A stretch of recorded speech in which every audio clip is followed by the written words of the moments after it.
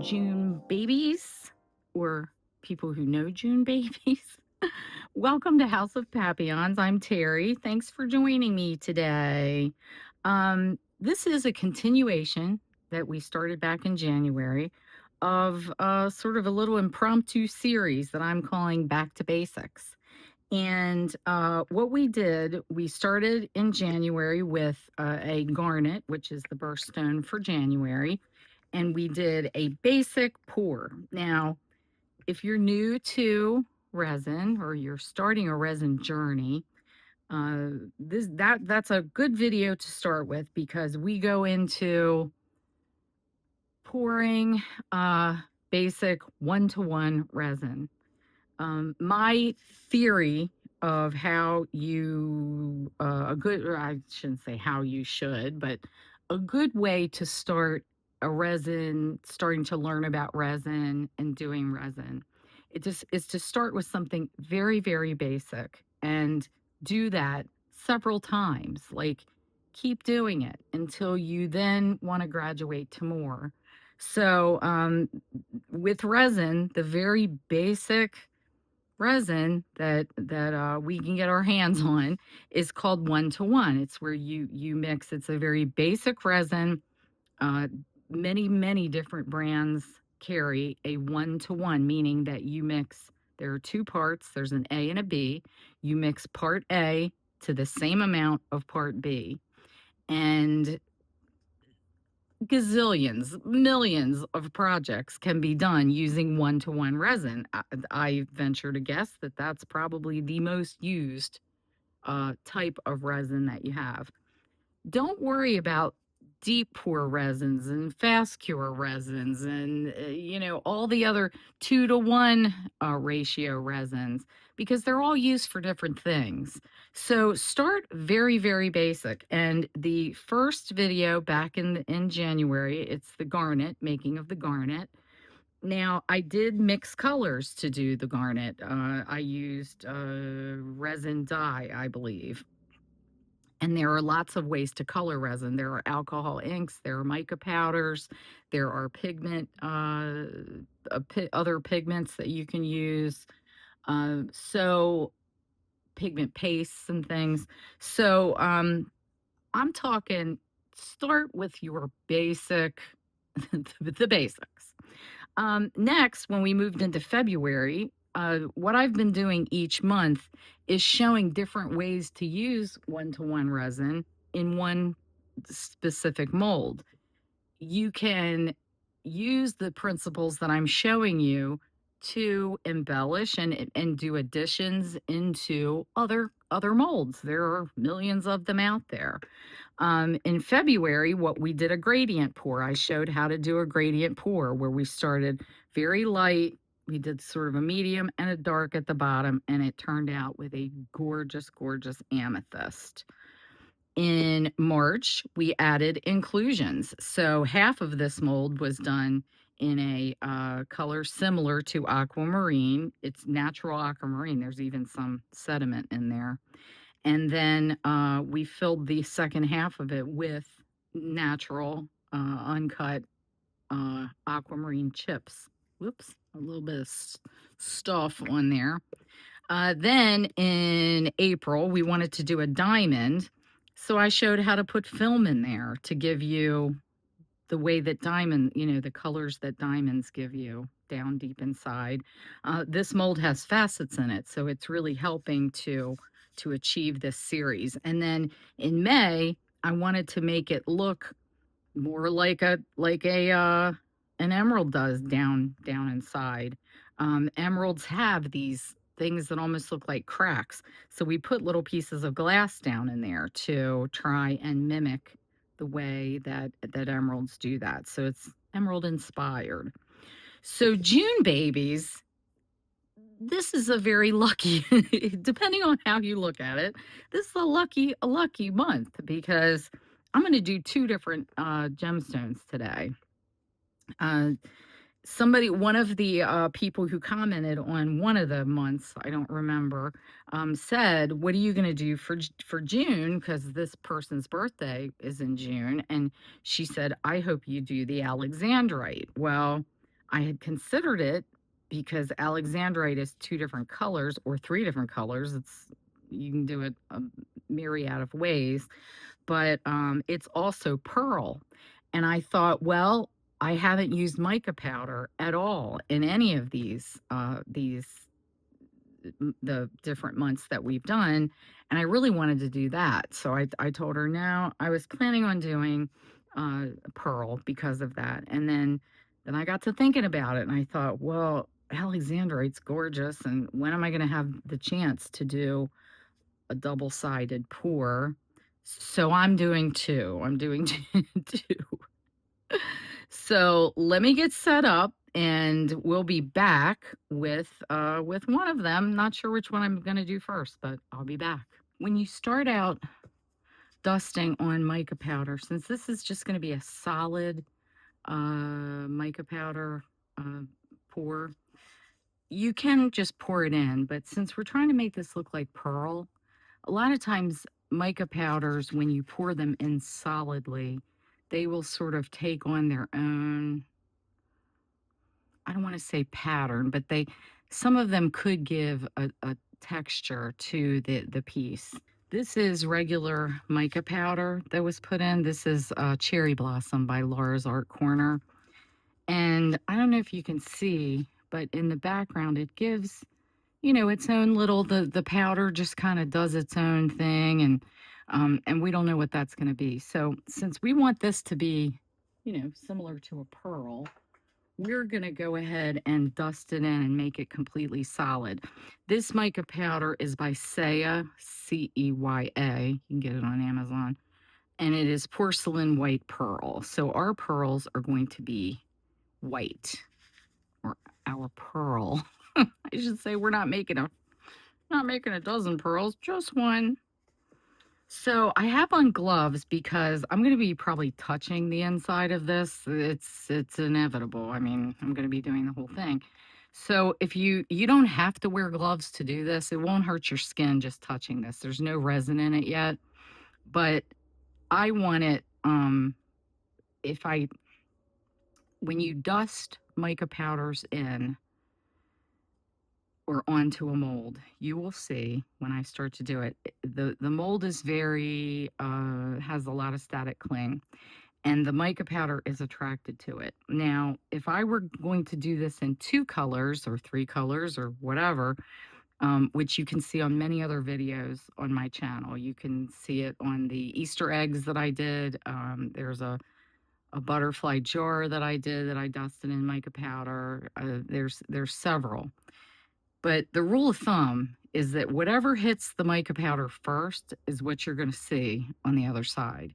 So if you look at the donut, I did a donut jar in my playlist, and I put in colors that I wanted to be in there. Then I cleaned off of the silicone what I didn't want to be, colored, because this stuff, it has a tendency to go outside the lines and, the whole thing.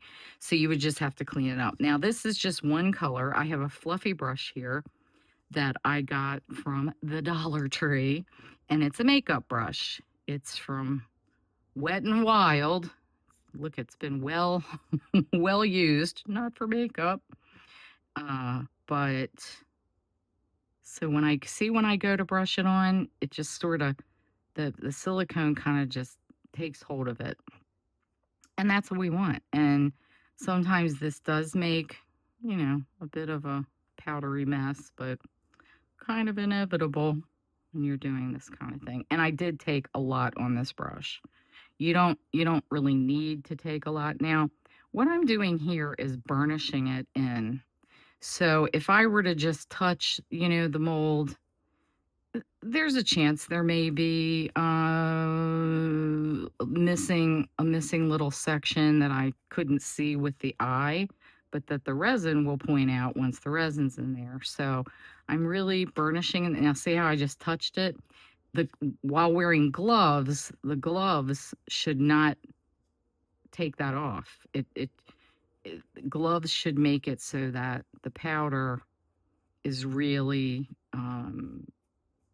you know, it's on there. And if I were just using my bare hands, the oils from my hands could take some of the powder off. And I'm just burnishing this in to make it nice and even, make it an even coat, because there are times that you can see brush strokes when you do this if you don't burnish it in really, really well. So those are kind of the rules of thumb. Some people call it painting on. I call it dusting on, because you really are more or less dusting it. And I'm going in both directions because I am trying to make sure that I have it burnished in really nicely.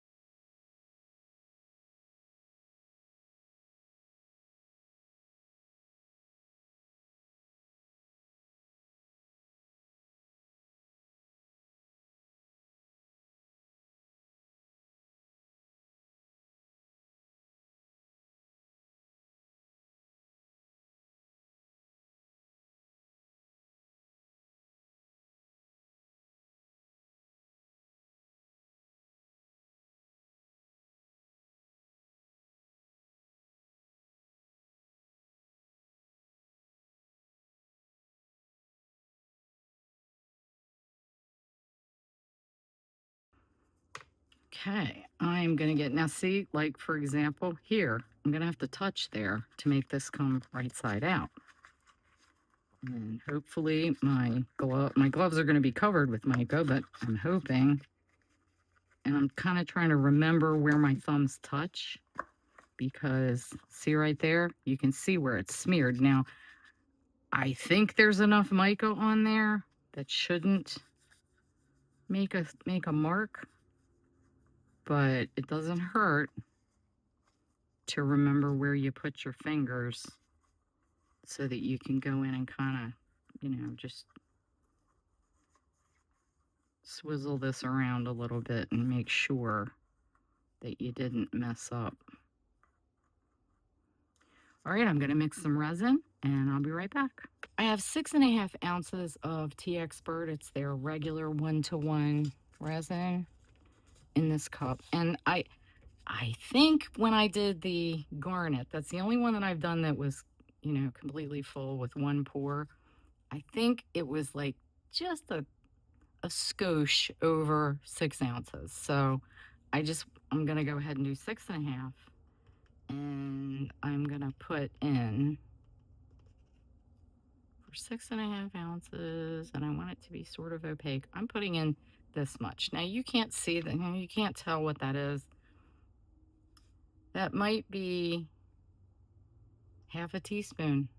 And I'm going to mix it up and see what we get. Putting too much pigment or alcohol ink or pigment paste or any of the above can make your project a failure. It can impede curing. So I start literally with if you watch every single, especially these this beginner sort of series that I've been doing with the jewels, the birthstones, I tell how much I'm adding in there, because I don't always with every project. Sometimes I just, dump something in there. But I want to make it clear that you do not need to have heaps of pigment in every single thing. See how that is nice and opaque? And that's all I put in there. Now, there are some pigments that are not, they're just naturally not as opaque. And in that case, you add a little bit more till it, gets to the consistency that you want it to be. And then you'll move on with life. And what I'm also doing, I'm just kind of looking through here, seeing if we have any unmixed.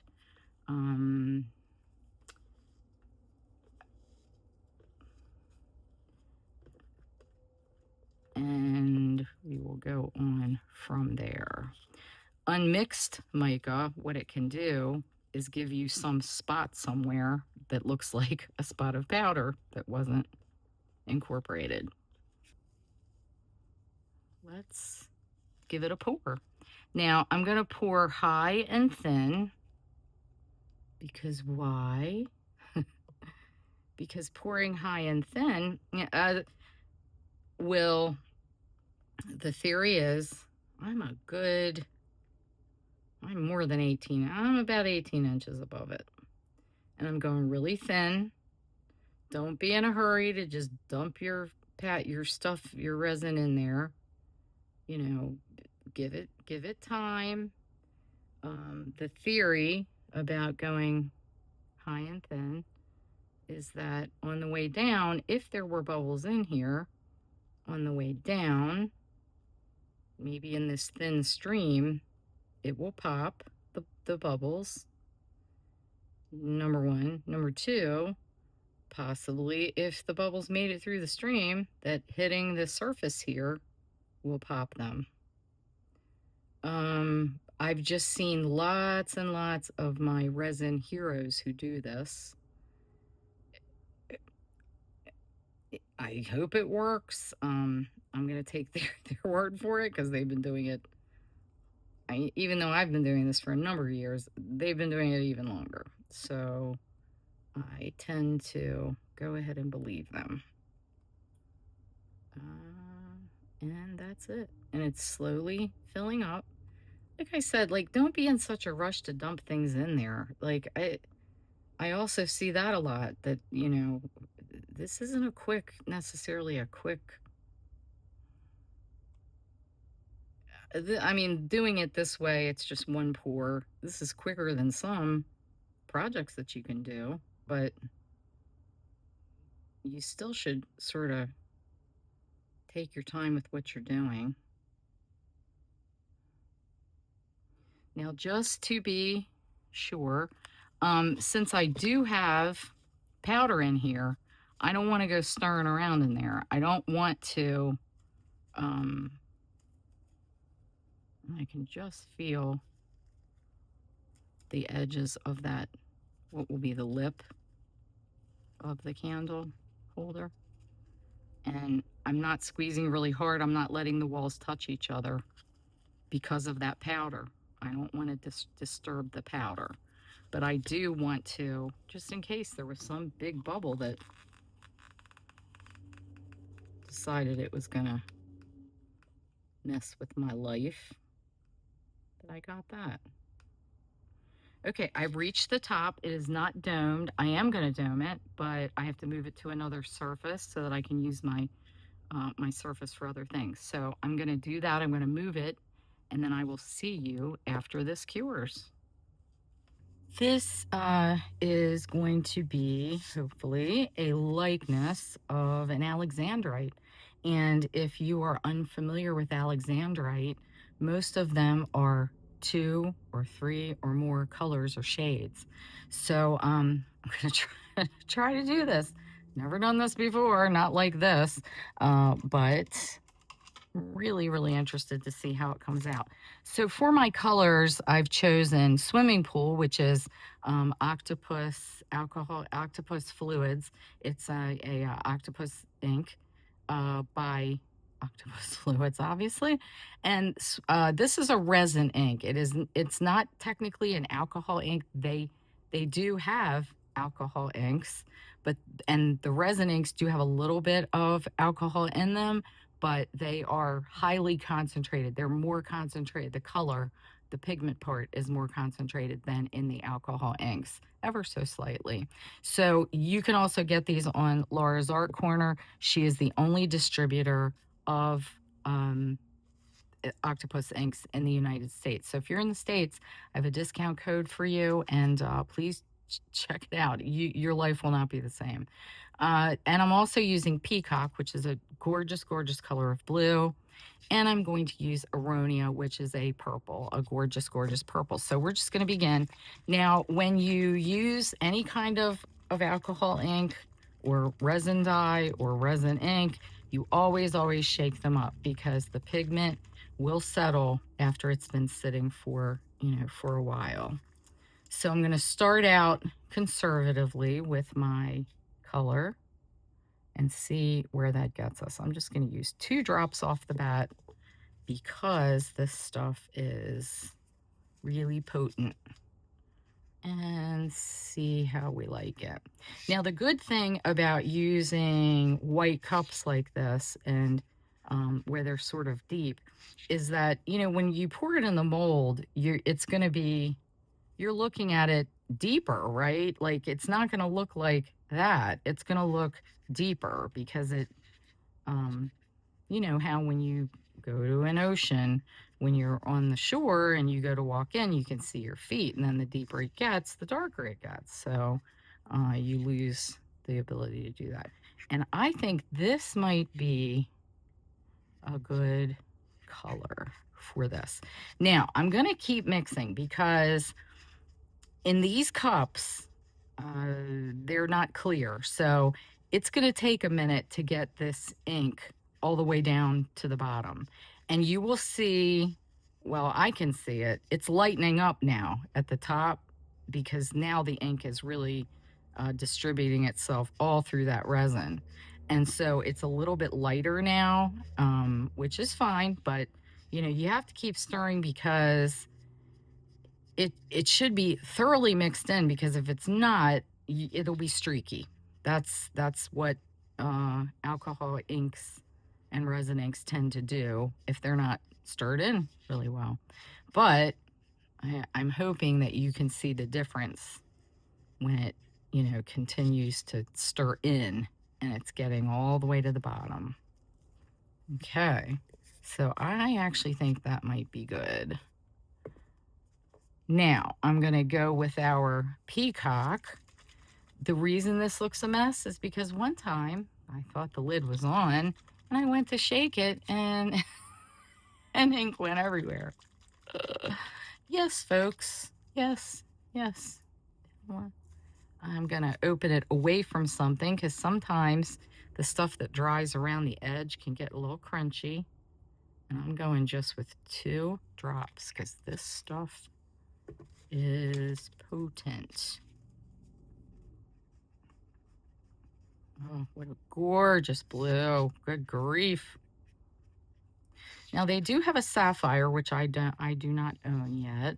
I'm doing my best to collect all of the octopus inks because once you use these inks, you'll never go back. You'll never be disappointed in yourself that you started using them.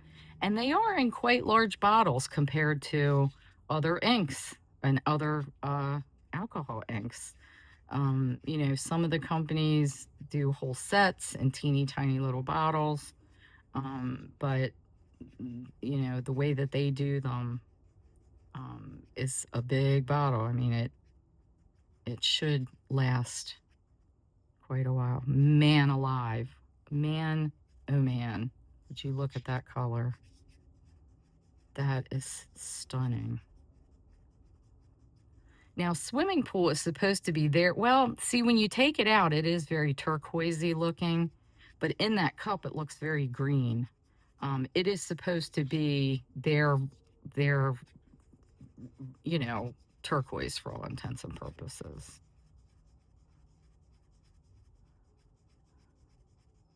And I am just, I know it's boring watching this part, but preparation to do resin, sometimes you have to take the right precautions, do what you're supposed to do to get a successful project. Okay, now we're gonna get, it's still really dark compared to that. Okay, I'm gonna do Aronia, which is it's a purple, but it's more on the violet side of purple. And this stuff is also very, very highly pigmented.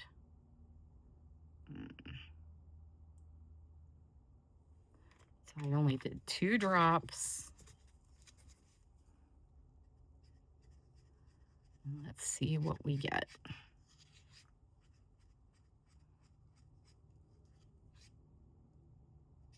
Let me get that way stirred in because it's really dark.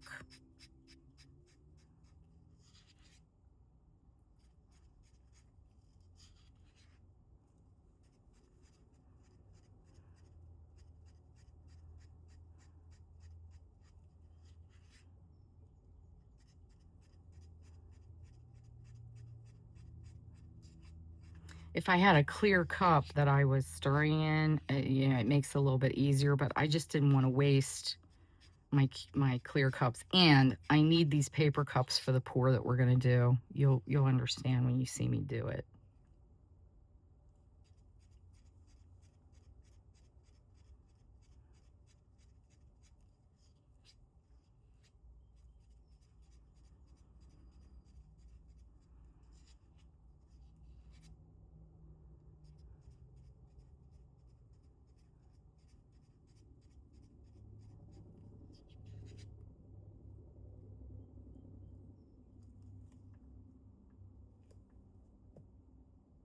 I'm just comparing how dark they are to each other.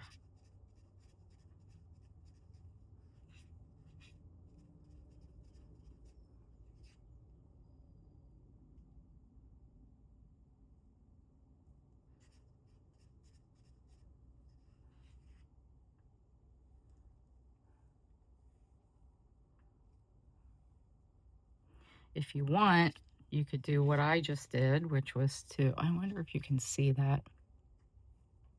Yeah, you can see the edge of I'm just putting a little bit on a towel, on something white, to be able to see what it looks like. So pretty. Okay, I'm gonna take these out, and I am going to put this through my bubble remover machine, and I will see you back in just a second. Okay, the bubbles are removed, and there's just a few on these very edges. I'm not going to go in there and stir around because we just removed the bubbles. So I am just getting these little stubborn dudes on these edges a little bit. Because when we go down it, when we pour down in here, we cannot go in, we're not going to be able to go in or along the edges and, poke around, because we want these to stay separate. Now, it's been 10 minutes or so since, because it was in the thing for about, it's been 10 minutes since since I poured these colors and then I mixed them. I'm gonna wait maybe 15 more minutes. The way that resin cures is that it heats and it starts to cure. It heats and moves. So if I wait just a little while, not very long, it will still be liquidy and pourable, but it'll be a little tiny bit thicker because it will have started the curing process. Since I'm going to try to keep these colors separate as much as possible, letting the resin heat up and start to cure should keep these colors separated a little bit. Should. Should is the operative word. Meanwhile, I'm also going to do something I think that'll be really cute with some leftover resin. You know how I like to make the little candle cups? And Laura sent me this glitter in the last order that I had. And these are just these little half circles looking things. I don't know if you can see them. Try to pull them as steady as I can. And they just happen to have all three of the colors plus gold in them that's going to be in this. So I thought, well, there's no more perfect project to put these in. So I'm going to mix these in a little bit pour them in the bottom here. The way that we added the stones in the other molds that we did, I want to get some of this in there and coat it with resin before I put it down into the cup. Just like that other project, or those other projects, I should say, just like those other projects, I want to make sure that this is coated because, you know, there's a chance that some of the pieces won't have resin around them down in there. So that's what we're going to do. We're going to coat this up. And in my bubble machine right now, I have the clear, the big, not big, it's a cup of clear that was left over from this. So, you know, I'm going to be using it in some other projects. And I thought, well, you know, I've been itching to use this new glitter just to see what it does. Okay, this clear is nicely debubbled, and I'm just going to pour it in here while we're still waiting for this to thicken up some. Yeah, you can see. And I'm going to go right on the top of this bottom piece so that it all just fills in evenly. And I started with a really thin stream because, again, we're going to fight bubbles because this whole thing is just a clear sort of cylinder. Some of these, the little glitters, the little glitters on the bottom are moving aside. That's fine. A candle sits on top of that. And one thing that I stressed in the garnet video, and I swore that I was going to stress repeatedly throughout, is that you never, ever, ever, ever, I don't care what the circumstances, never, ever burn a live, actual candle in anything resin. Resin is plastic. That's what it is. And you would never, ever buy, well, I hope you would never, ever buy a plastic candle holder in a store and burn a real live flame in it, because you're going to possibly burn your house down. So never, ever do that. Promise me that you will not do that. Please promise me that you will not do that. Don't risk your life, limb, family, and all of your treasured belongings. Okay, we are domed with the candle cup. 25 minutes, I would say. So we're gonna get to doing this now. The reason I like to use these paper cups is because I can make a little spout out of them. And I need to pour three of these cups at the same time. And yes, I do realize they sell split cups that will pour multiple colors at the same time. However, in this instance, a split cup pours the colors too close together. And I need to have these colors be further apart from each other, because I'm going to pour them in one each of them get a central location. Where they are, I'm going to let them flow down and just meet their own area, but they have to be done at the same time, because if I were to just pour purple then pick up blue, purple's already filling the bottom and taking over, right? So that's what we want to do. Now, I have small hands. These are little Dixie cup things that only hold a couple ounces. And what I'm going to do is kind of fix my hands and fix these spouts so that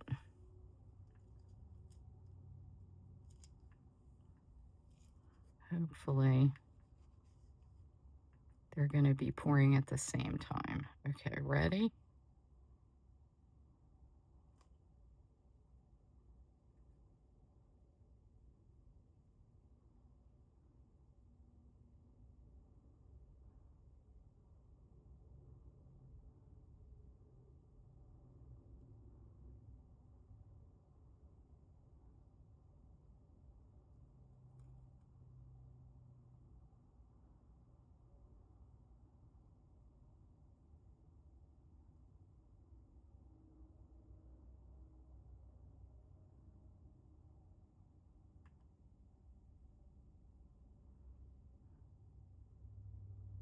Look, purple even came one over into here, but that's okay. That's what those stones do, really.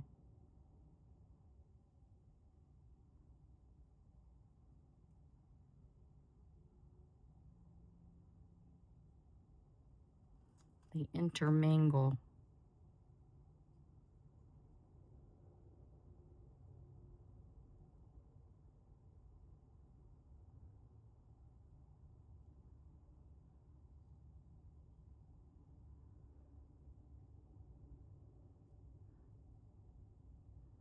And I am trying to, I don't even know what's in focus. Like, I can't look at the camera because I'm looking at the, I'm so sorry. I hope you guys can see what I'm doing. This is very close to being domed. I only have blue coming out now. Oh, we're domed. Don't go overboard. Uh-oh. Ah, shoot. That's what happens when you're looking at something else. That's what happens. But it's all okay. I'm just gonna take some out so we can stop the damage of it all. Hopefully, but see, now that that seal is broken, oh well, it's gonna be a little, it peels off. All right, you get out of there, little bubble, because guess what?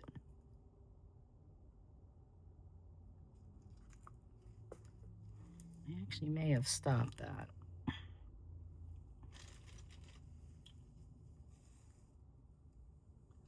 So I don't know if I said earlier when I did the dome, I demonstrated how to dome and what a dome looks like and all that stuff in the amethyst video. So if you're interested in learning about it, seeing what it is, etc., go watch that video. But I don't know if I said it, I probably did, that once you achieve the dome, you don't spray alcohol, because if you do, it will break that seal and make things overflow. Time to demold the pearl. And since this is domed, of course, I just have to get an edge here. It's a little bit hard to get the very edge of something when it's domed. So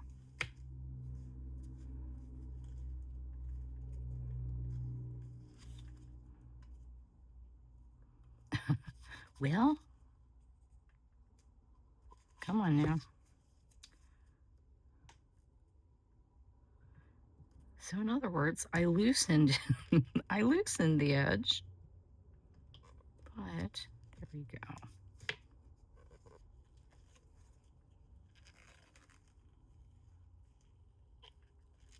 Looks pearly.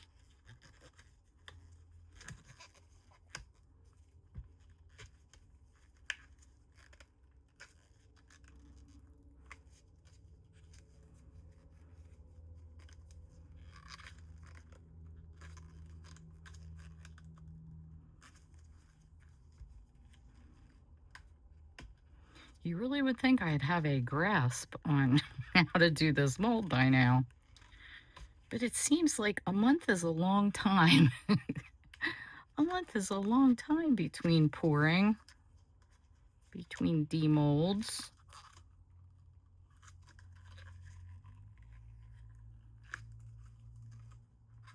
It's pretty though. It's looking pretty. Okay, first we're going to fix our mold before we admire our work. You all know those are the rules, because your mold is important. Oh, pretty. Very pretty. And if there was something in the mold, I don't know what that little speckle is. There's like a speckle there and a speckle there, almost like there was something in the mold. See that? I don't know if you can see it shining in the camera or not, but there's like a speckle, but super pretty. And I want to show you, you know how I made some other of those little candle cups? Well, I made this one just playing around with some leftover resin and put white pearls in there and a little bit of, there's a glitter called pixie dust. Can you see the little sparkle? I don't know if you can see it, but it gave it, you know, some glistening little colors. That glitter's from Laura's Art Corner. And I think it, oh, so pretty. Look, isn't it gorgeous? It's gorgeous. Very happy with it. Let me know what you think about our pearl. And it, you know, it has a luster. It, it's as pearl as as we're gonna get out of resin.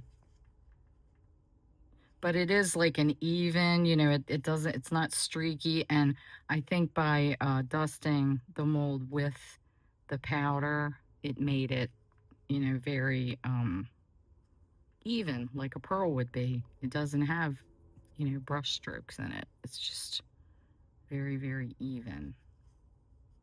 So that makes me happy. Very pretty.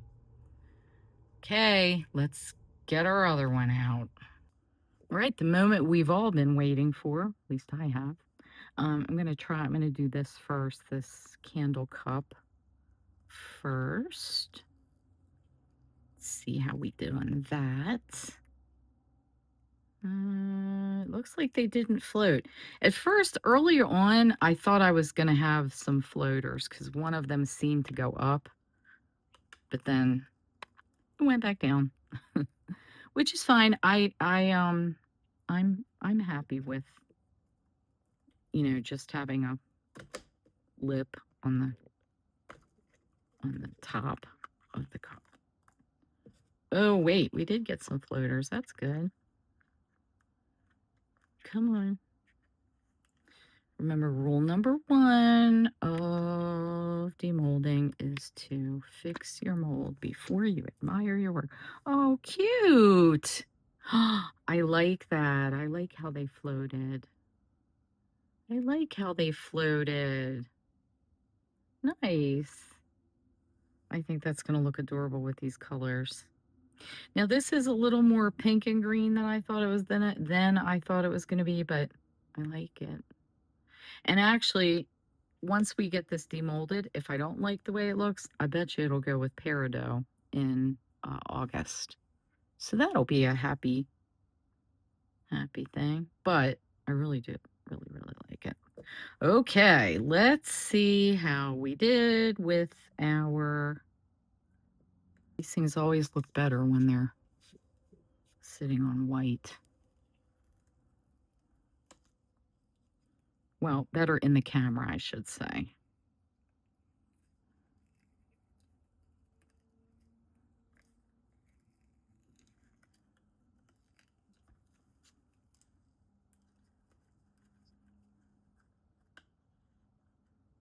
One little bubble right there. It's on the bottom, technically.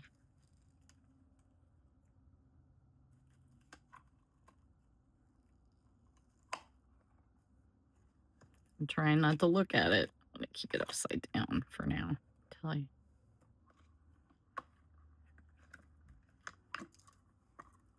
Okay. Oh.